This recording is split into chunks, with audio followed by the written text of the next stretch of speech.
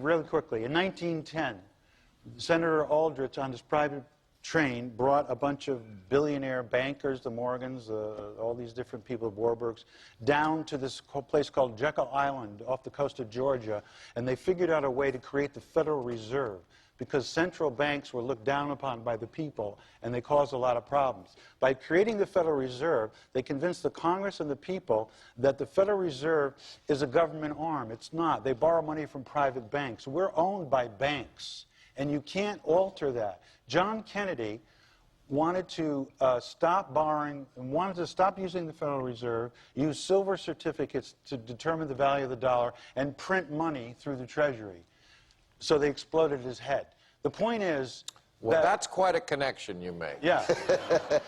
Well, let's forget the Kennedy part. He did want to do that. Okay. He did want to buy the Federal... Isn't it the Federal... I've heard a lot of reasons why he got shot. I never heard that. Well, that's the reason. And that's the scam. It's not billions of dollars that banks control. It's trillions. You don't mess with the banks. And Senator Durbin said this place is owned by the banks on this floor of the Senate. You know better than anyone. Now, on June 4th, 1963, President John F. Kennedy signed Executive Order 11110, which authorized the U.S. Treasury to start printing a new form of the silver certificate called the United States Note.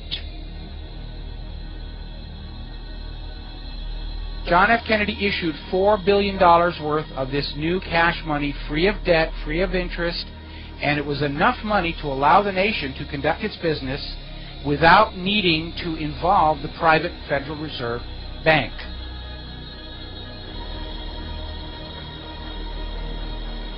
Only 5 months later, John F. Kennedy was shot by the crazed lone nut, Lee Harvey Oswald. I didn't shoot anybody, sir. I haven't been told what I'm here for. This is the basement floor of the Dallas City Hall, and that's where Oswald has been shot. And as soon as Kennedy was buried, the United States notes were pulled out of circulation and destroyed, except for samples in the hands of collectors.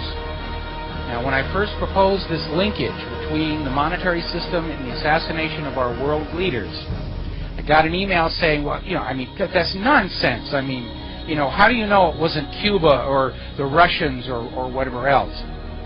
And I'll be the first to admit there were overlapping agendas.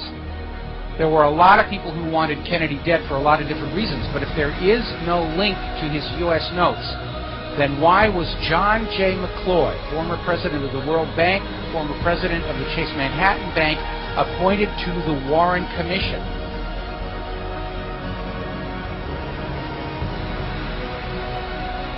I don't care what kind of a man McCloy was. He is not a homicide investigator, and the Warren Commission was supposed to be investigating the assassination of the President of the United States. What is a bank president doing on the Warren Commission if there is no connection to the United States notes?